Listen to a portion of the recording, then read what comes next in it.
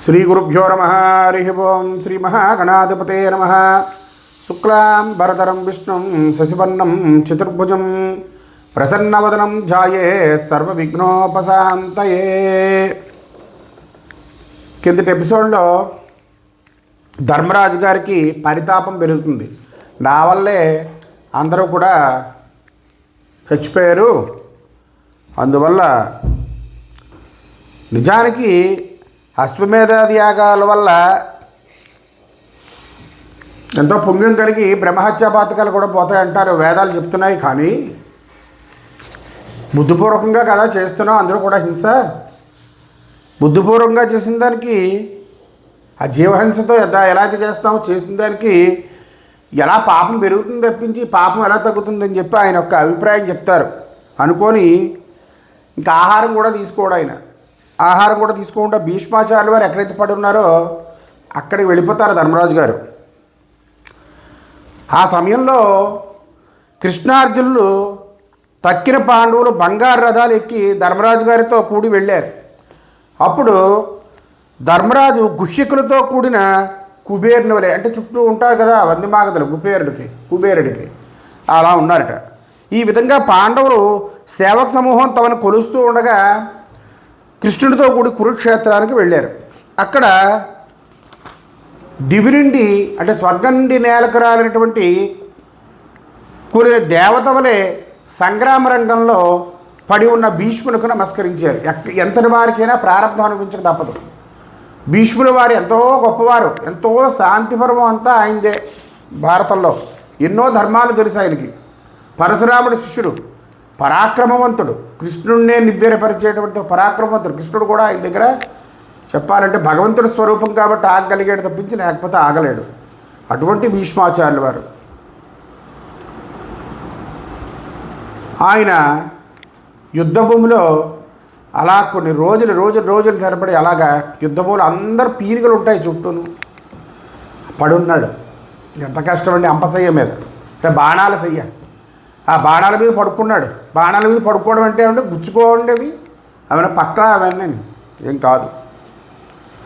అంత బృహదస్వుడు, భరద్వాజుడు, పరశురాముడు, పర్వతుడు, నారదుడు, బాదరాయణుడు, కశ్యపుడు, అంగీరసుడు, కౌశికుడు, ధౌమ్యుడు, సుదర్శనుడు, శుకుడు, వశిష్ఠుడు ఇత్యాది అనేక మంది రాజర్షులు, బ్రహ్మర్షులు శిష్య సమేతంగా వచ్చారండి.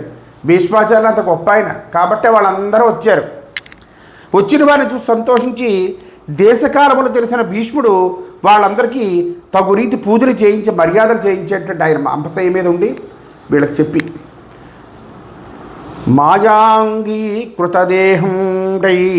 అఖిలేశ్వరుడు మనుజుండైనాడని ప్రజ్ఞాయత్త చిత్తంబున గాంగేయుడు పూజనము చేసే కృష్ణున్ జిష్ణున్.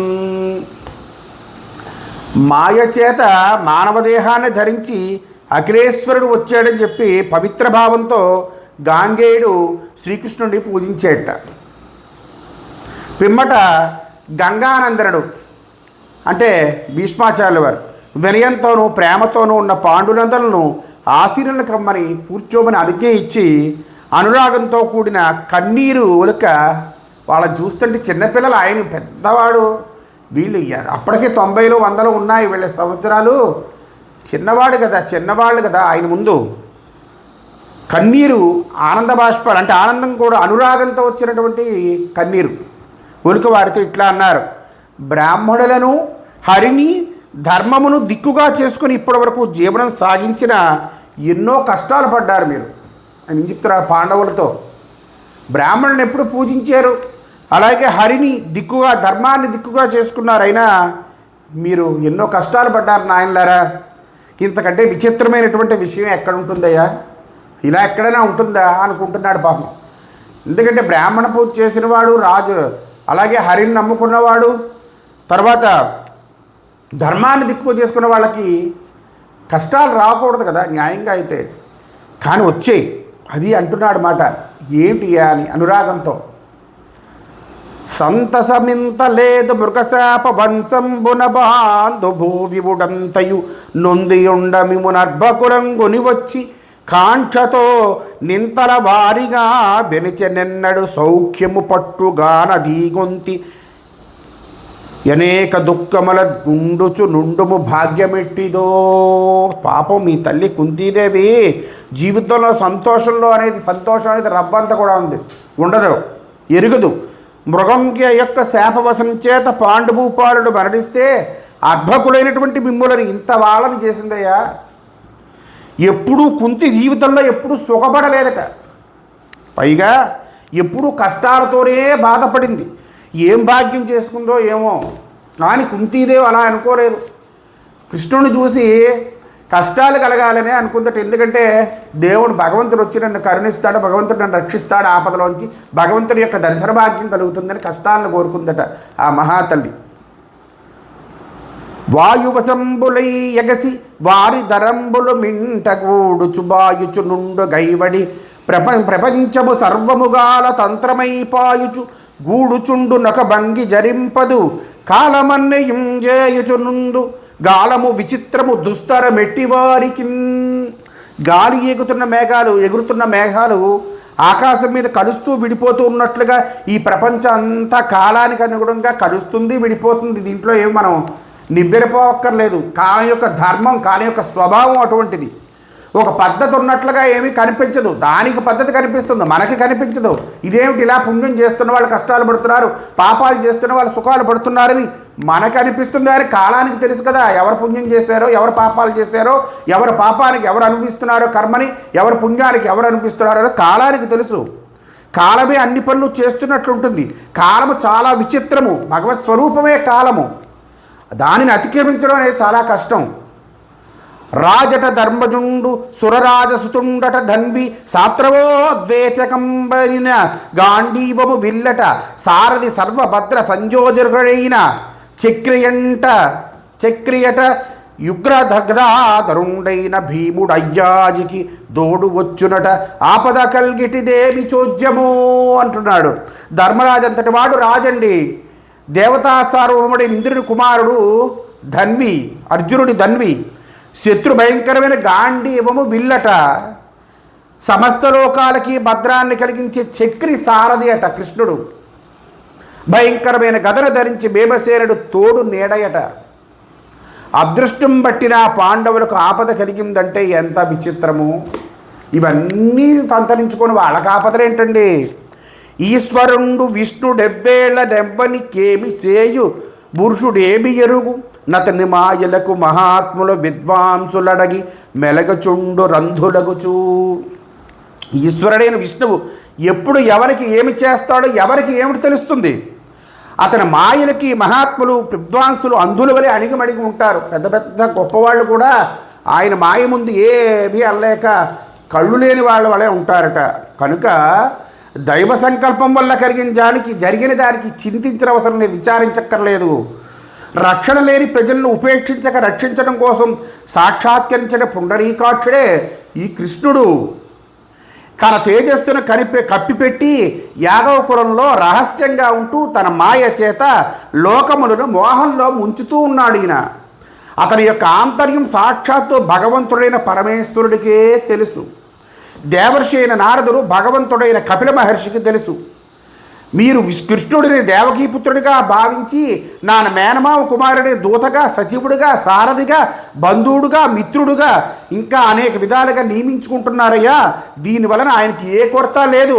రాగద్వేషాలు లేని ఈశ్వరుడికి ఎక్కువ తక్కువలనే భ్రాంతి ఎక్కడైనా ఉంటుందా?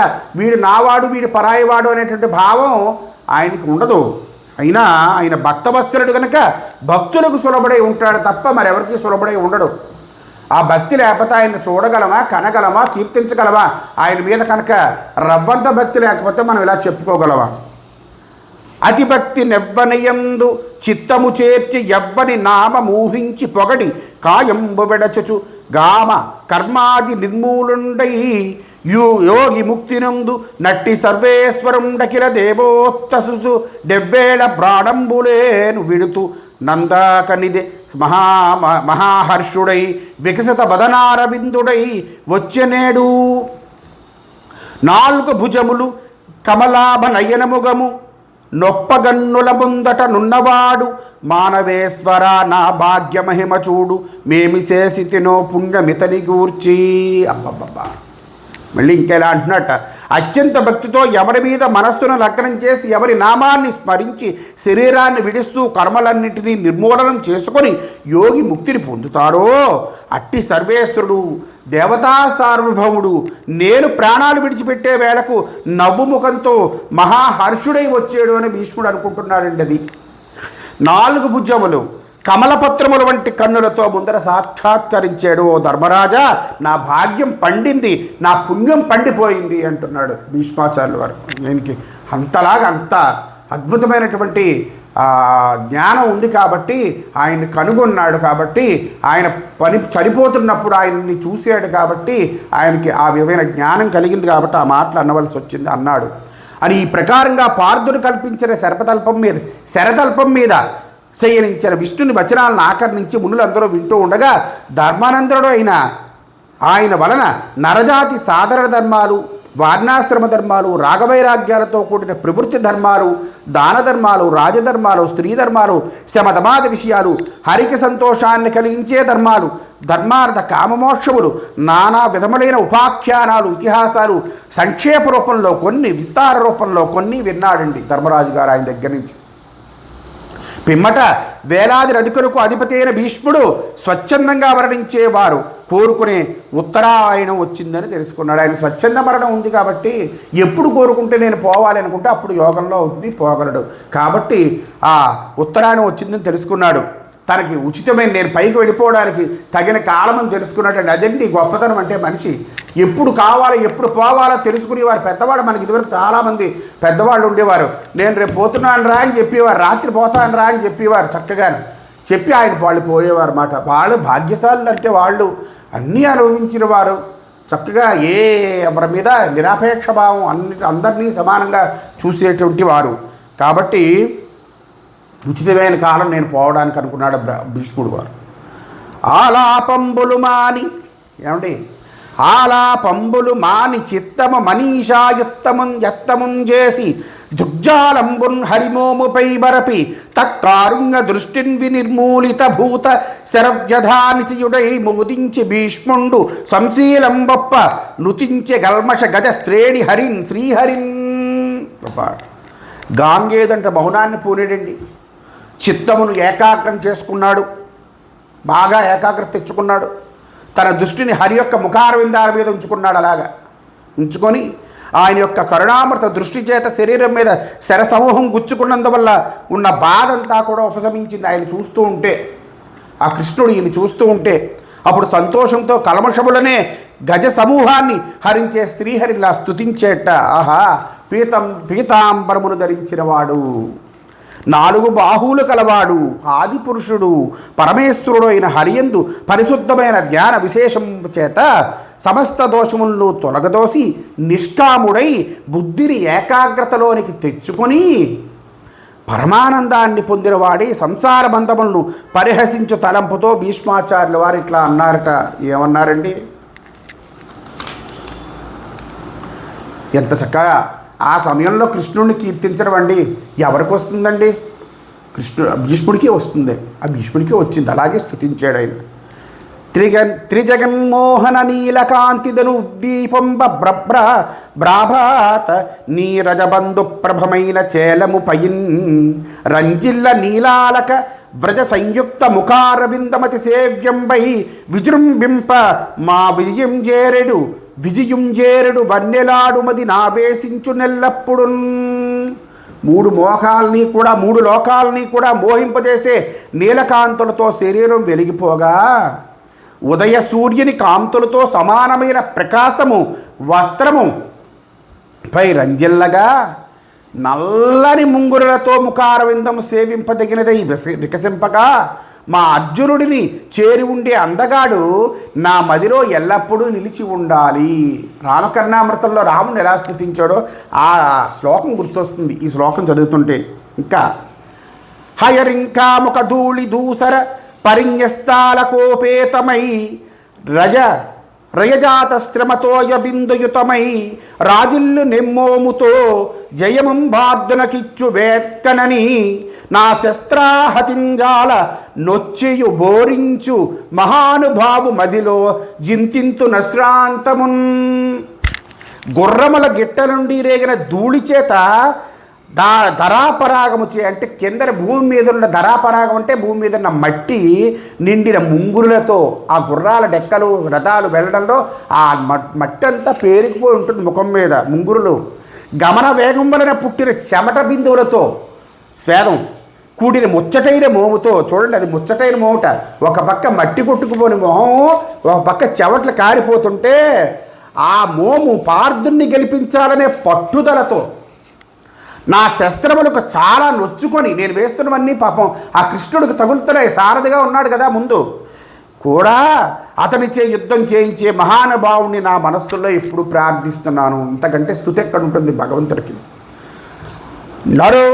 నరు మాటలు విని నవ్వుతో నభయ సేనా మధ్య మక్షోహిణిలో బరులీక్ష్యం పరదంబు నిల్పి పరభూపాలావళిం జూపుచుం బరభూపాయువులెల్ల జూపులన శుంభత్తేళి వచించు నీ పరమేశుండు చుండుడెను హృత్పద్మాసనాసీనుడై. విజయుని మాటలు నవ్వుతూ వింటూ ఉభయసేనా మధ్య ముందు అందరూ చూస్తుండగా రథాన్ని నిలిపి పరరాజులను చూపిస్తూ చూపులతో వాళ్ళ ఆయువుని గ్రహించి వంచించు పరమేశ్వరుడు నా హృదయ పద్మంలో ఎప్పుడూ వెలుగుతూ ఉండాలిగాక. తన వారి జంపజాలక వెనుకకు బోనిచ్చగించు విజయుని శంకన్ ఘన యోగ విద్య పాపిన మునివంజుని పాదభక్తి మొనయున్నాకున్. యుద్ధరంగంలో తన బంధుమిత్రులను చంపడానికి మనసొప్పక వెడికి వెళ్ళిపోదామని అనుకుంటున్న విజయుని శంకలన్నిటికీ ఘనమైన గీతా యోగ విద్యను ఉపదేశించి సమాధానాలు చెప్పి యుద్ధానికి పురిగెల్పిన మునివంజుడైనటువంటి కృష్ణుని పాదముల యందు భక్తి నాకు కలుగుగాక. గుప్పించి ఎగసిన గుండలంబుల కాంతి గగన భాగం వెల్ల కప్పిగొనగా నురికిన నోర్వకయుదరంబులో నున్న జగముల వ్రేగున జగతి గదల జక్రంబు జేపట్టి చనుదించు రయమునపై నున్న పచ్చము పటముజార నమ్మితి నాలావు నగుబాటు సేక మన్నింపుమని క్రీడి మరల దిగువ గరికి లంఘించు సింహంబు కరణి మెరసి నేడు భీష్ముని చంపుడు నిన్నుగాదు విడువు మర్జునా యనుచు మద్విసిక వృష్టి ధరలి చనుదెంచు దేవుడు దిక్కునాకు. కుప్పించి ఎగసినప్పుడు వ్యాపించిన కుండలాల కాంతి గట్టిగా కుప్పించి ఒక్కసారి ఈయన కోపం వచ్చి ఒక్కసారి ఎగి పైకి ఎగసినప్పుడు గగన భాగం అంతా ఈ కాంతి కుండలాల కాంతి కప్పుకుందట. రథం మీద నుండి ముందుకు దూకినప్పుడు ఉదరములో ఉన్న లోకముల బరువుకి భూమి కంపించింది. ఆయన బరువు ఉదరంలో ఉన్న కృష్ణుడి యొక్క విష్ణువు కదా ఆయన ఉదరంలో ఉన్న లోకాలన్నీ కూడా ఆ బరువుకి భూమి కంపించిందట. చక్రాన్ని చేత ధరించి వేగంగా వస్తున్నట్టు ఒక చక్రాన్ని పట్టుకున్నట్ట భీష్ముడి మీదకి భుజంపై వేసుకొని వచ్చిన ఉత్తరీయం జారిపోతూ ఉన్నదట. నిన్ను నమ్ముకున్నాను, నా బలపరాక్రములకు నగుబాటు చేయక మన్నించమని అర్జునుడు బతిమాలుతున్నాడు. ఒక పక్క కాళ్ళు పట్టుకొని బతిమాలుతున్నాడు అక్కడ. నేడు భీష్ముడిని చంపి నిన్ను రక్షిస్తాను, నన్ను విడిచిపెట్టని అంటూ ఏనుగుపైకి లంఘించి సింహం వలె వస్తున్న కృష్ణ పరమాత్మీయ రక్ష నాకు. చూడండి, ఒక పక్క భీష్ముడి మీదకి వెళ్తున్నట్ట కృష్ణుడు, ఓ పక్క నిన్ను ఎలాగైనా రక్షిస్తాను, అర్జునుడిని రక్షిస్తానని చెప్పి వెళ్తున్నట్ట. అటువంటి ఏనుగు మీదకి లంఘించే సింహం వలె వస్తున్న కృష్ణ పరమాత్మే రక్ష నాకు. తనను చంపడానికి వచ్చినవాడు తనకు రక్షకండి. చూడండి ఎంత బాగా ఉన్నదో. తనకున్ మృత్యుడు వీనిగాచుట మహాదర్భంబు బొమ్మంచు నర్జున సారథ్యము పూని పగ్గముల చేజోజ్జంబుగబట్టుచున్ మునికోలన్ వడిబూరి ఘోటకములన్ మోదించి తాడించుచున్ జనులన్ మోహమునంద జేయు పరమోత్సాహం ప్రశంసించదన్. నాకు వీడి భృత్యుడు, వీడిని రక్షించడం మహాధర్మం అని యుద్ధంలో అర్జున సారథ్యాన్ని వహించి రథం యొక్క పగ్గములను చేత చోద్యంగా పట్టుకొని రెండవ చేతితో మునికోలతో గుర్రములను అదలిస్తూ చూసేవాడిని మోహపరవశులను చేసేటువంటి పరమ ఉత్సాహవంతుడైన శ్రీకృష్ణుణ్ణి ప్రశంసిస్తున్నాను. పలకుల నగవుల నడవుల నలుకల నవలోకనముల నాభీరవధు కులముల మనముల తాలిమి కొలుకులు వదలించుగనిని కొలిచెదమదిలోన్ పలుకులతోని, మాటలతో, నవ్వులతోని, నడకలతోనూ, అలుకలతోనూ, చూపులతోనూ గొల్లభామల మనోనిగ్రహాన్ని దోచుకునే ఘనుని నా మనస్సులో కొలుస్తున్నాను. మునులు నుపులు చూడమును ధర్మజుని సభామందిరమున యాగమండపమున చిత్ర మహిమతోడ జలువందు జగదాది దేవుడమరునాడు దృష్టియందు. మునులు రాజులు చూస్తూ ఉండగా ధర్మరాజు యొక్క సభామండపంలోని యాగమండపంలో చిత్ర మహిమచే ప్రకాశించే ఆదిదేవుడైన కృష్ణుడు నా దృష్టిలో నిలిచి ఉన్నాడు. ఒక సూర్యుండు సమస్త జీవులకు తానొక్కొక్కడై తోచు పోలికనే దేవుడు సర్వకాలము మహాలీలన్ నిజోత్పన్నజన్య కదంబంబుల హృత్సరోరుహములన్ నానా విధానూన రూపకుడై ఒప్పుచునుండు నట్టి హరినే ప్రార్థింత శుద్ధుండనై. సూర్యుడు ఒక్కడే అయినా సమస్త జీవులకు తాను ఒక్కొక్కడుగా కానవస్తాడు. ఆ జీవులుగానే ఆ విధంగానే పరమేశ్వరుడు ఎప్పుడూ మహాలీలతో జనుల హృదయ కమలాలలో అనేక రూపాల్లో ఒప్పుతూ ఉంటాడు. అట్టి హరిని నేను పరిశుద్ధమైన హృదయంతో ప్రార్థిస్తున్నాను అని ఈ ప్రకారంగా మనస్సు ద్వారా, వాక్కు ద్వారా దర్శించడం ద్వారా పరమాత్ముడైన కృష్ణుణ్ణి హృదయంలో నిలుపుకొని నిశ్వాసాన్ని బంధించి, అంటే ఊపిరిని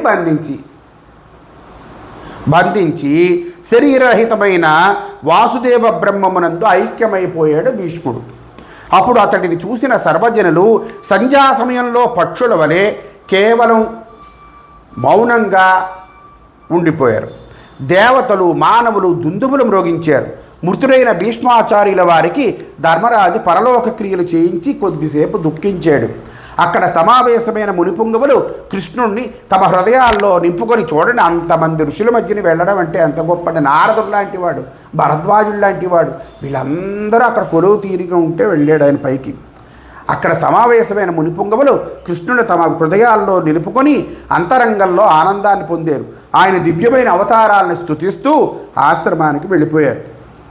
ఆ పిమ్మట యుధిష్ఠిరుడు కృష్ణుడితో కలిసి హస్తినాపురానికి వెళ్ళి గాంధారీ ధృతరాష్ట్రుల అంగీకారంతో, కృష్ణుని ఆమోదంతో తండ్రులు తాతలు పరిపాలించిన రాజ్యాన్ని ధర్మ మార్గంలో ప్రజలను పాలించాడు అని చెప్పిన సూచనతో సౌనకుడు ఇట్లా అన్నట్ట, మళ్ళీ ధనములపహరించి తనతోడ జనకెడు నాతతాయుజుల నన్నివధించి బంధు మరణ దుఃఖ భరణమున ధర్మజుడిట్లు రాజ్యలక్ష్మినిచ్చగించే.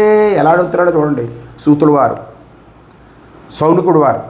తన ధనాన్ని అపహరించి తనను ఎదిరించిన ఆతతాయి జనులను యుద్ధంలో వధించి బంధుమిత్రులంతా చచ్చిపోయేరనే దుఃఖంతో ధర్మరాజు తిరిగి మళ్ళీ ఎట్లా రాజ్యలక్ష్మిని చేపట్టడానికి ఇష్టపడ్డాడు అని అడిగాడు. అప్పుడు సూతులు వారు అంటున్నారు, కురు సంతతికి బరీక్షిన్నరవరు నంకురము చేసి నారాయణుడి ధరణీరాజ్యమునకు నీశ్వరుగా ధర్మరాజు నిలిపి సంతోషించన్. కురువంశానికి పరీక్షిత్తును అంకురంగా చేసి కృష్ణుడు ఈ ధరణీ రాజ్యానికి ఈశ్వరునిగా ధర్మరాజును నిలిపి సంతోషించాడు. ఈ జగత్తంతా కూడా పరమేశ్వరుని యొక్క ఆధీనమే కానీ స్వతంత్రం కాదు అనే ఒక విషయాన్ని భీష్ముని ద్వారా, ఇంకా కొంత విజ్ఞానాన్ని కృష్ణుడితో సంభాషించడం ద్వారా ధర్మనందనుడు తెలుసుకున్నాడు. అతనిలో విజ్ఞానం పెరిగి శంకలన్నీ తీరిపోయాయి. నేను 4 రోజులు పోతే పోతానుగా అనేటువంటి జ్ఞానం ఆయనకు బాగా కలిగింది. నారాయణ్ణి ఆశ్రయించిన ఇంద్రుని వలె 4 సముద్రాల చేత ఆవరింపబడిన ఈ భూమండలాన్ని సోదరులతో కలిసి పరిపాలన చేశాడు. సంపూర్ణ వృష్టి భర్జన్యుడు గురించు నిల ఎల్ల కోర్పుల నీనుచుండు గోవులు వర్షించు ఘోష భూముల బాలు ఫలవంతములు లతా పాదపములు పండు సస్యములు దప్పక ఋతువుల నెల్ల ధర్మమెల్లడలను ధనరియుందు దైవభూతాత్మతంత్రములకు రోగాది భయములు సెందవు ప్రజలకెందు గురుకులోత్తముందు కుంతీ తనూజుండు దానమానఘనుడు ధర్మజుండు సత్యవాక్యధనుడు సకల మహీరాజ్య విభవ బాజి అయిన వేళయందు.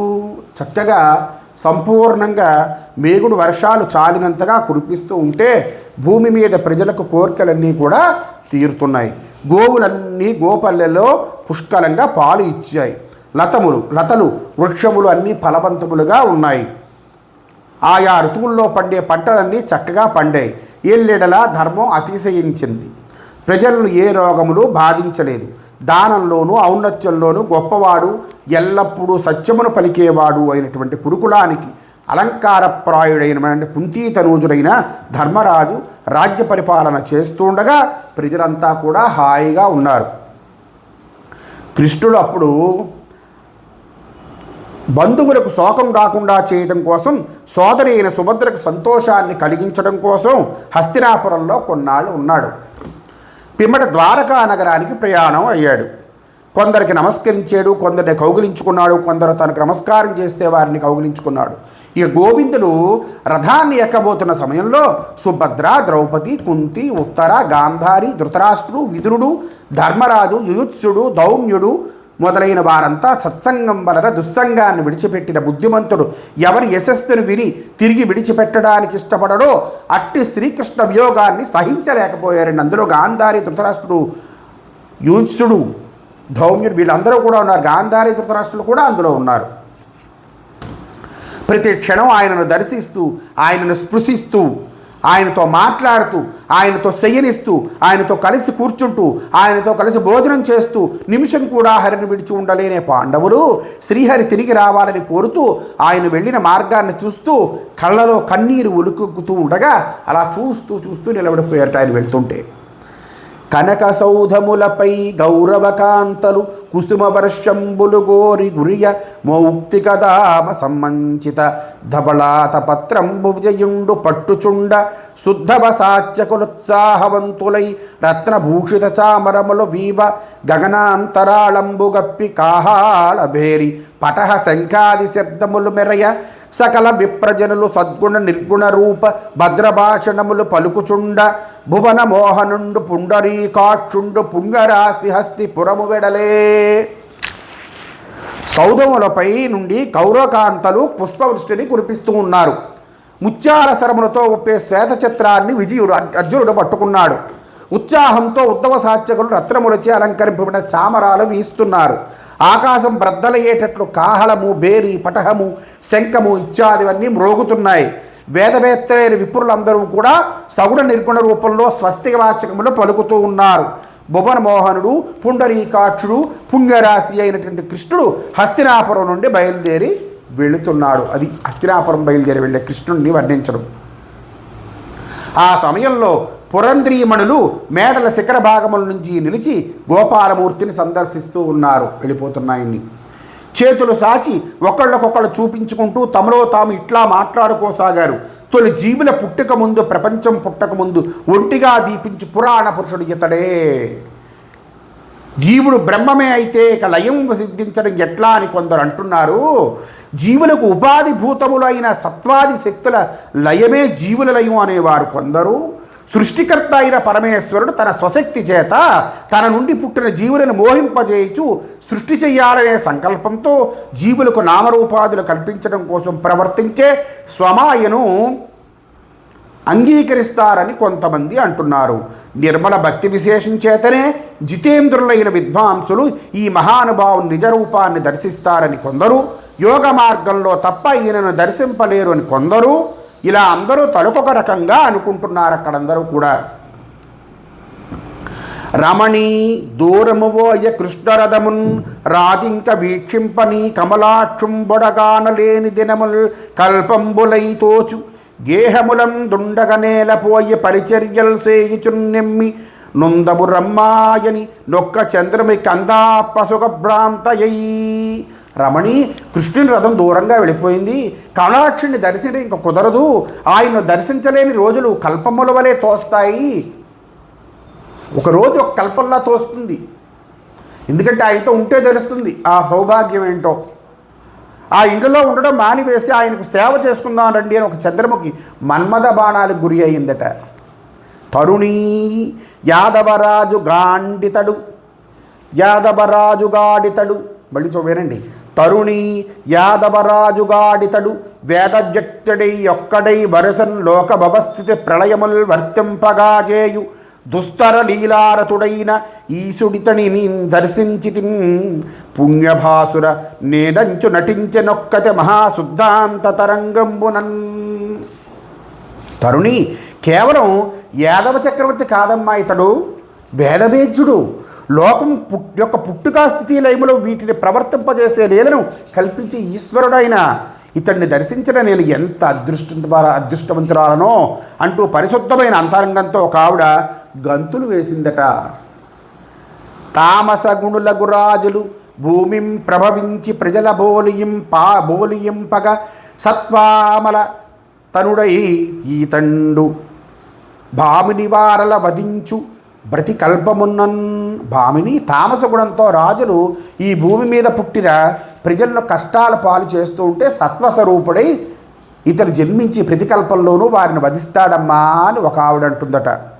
అంతేకాదు, ఈ యుత్తమస్తులోకుడెలమి జన్మింపగా యాదవకులమెల్ల ననఘమయ్యే నీ పుణ్యవర్తరు దేప్రొద్దునుండంగా మధురాపురము దొడ్డ మహిమగనియే నీ పురుష శ్రేష్ఠు నీక్షింప భక్తితో ద్వారకా వాసులు ధన్యులైరి ఈ మహాబలశాలి ఎరిగి శిక్షింపగా నిష్కటంకం బయ్య నిఖిల భువన.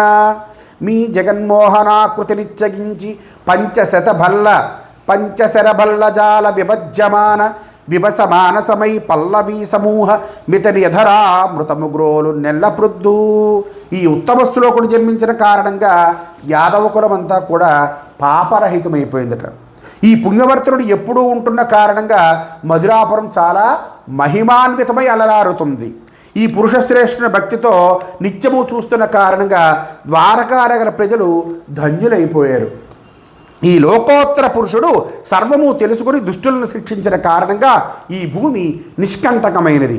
ఈ జగన్మోహని మనోహరమైన రూపాన్ని దర్శించి పంచశరుడి బాణసమూహం చేత వివసలై గోపికాసు, పంచశరుడు అంటే మన్మధుడు, వివసలై గోపికా సమూహం ఇతని అధరామృతాన్ని ఏ ప్రొద్దు గ్రోలుతూనే ఉన్నది.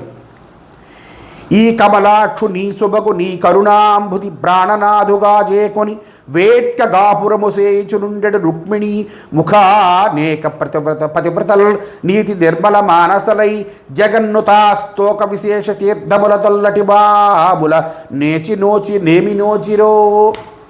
ఈ కమలాక్షుణ్ణి, ఈ మనోహరుణ్ణి, ఈ దయామయుణ్ణి తమ ప్రాణనాథులుగా చేసుకుని వేడుకగా కాపురం చేసుకుంటున్న రుక్మిణీ సత్యభామననేక పతివ్రతలు నిర్మలమైనటువంటి మనస్సుతో కిందటి జన్మల్లో ఏ విశేష తీర్థాలను సేవించారో కదా అనుకుంటున్నారు ఇంకో ఆవిడ అని. ఈ విధంగా పలుకుతున్న పురంధ్రీమణుల మాటలు విని వాళ్ళను కటాక్షించి నవ్వుతూ నగరాన్ని విడిచి బయటికి వచ్చేటండి. హరికి రక్షణగా ధర్మరాజు పంపిన చతురంగ బలములను తన తోటి ఎడబాటుకు ఓర్వక చాలా దూరం వచ్చిన పాండునందలను వెనక్కి పంపించేట కృష్ణుడు. యమునా నదీ తీరంలోని కురుజాంగల పాంచాల సూరసేన దేశాలు దాటేట. బ్రహ్మావర్తాన్ని, కురుక్షేత్రాన్ని, మత్స్య, సారస్వత, మరుధన్వ, సౌవీర, అభీర, సైంధవ దేశాలని అతిక్రమించేట. ఆ దేశ పౌరులు ఇచ్చిన కానుకలన్నీ కూడా తీసుకున్నాడు. ద్వారకలో అంతర్భాగమైన ఆవర్త మండలానికి చేరుకుని సూర్యభగవానుడు పశ్చిమ సముద్రంలో నిమగ్నమవుతున్న సమయంలో ద్వారకా నగరాన్ని చూసేట. ఈ ద్వారకా నగరంలోకి వెళ్ళడం అనేది ఇంకొక ఎపిసోడ్లో మనం చెప్పుకుందాం. హరి ఓం శ్రీకృష్ణార్పణమస్తు.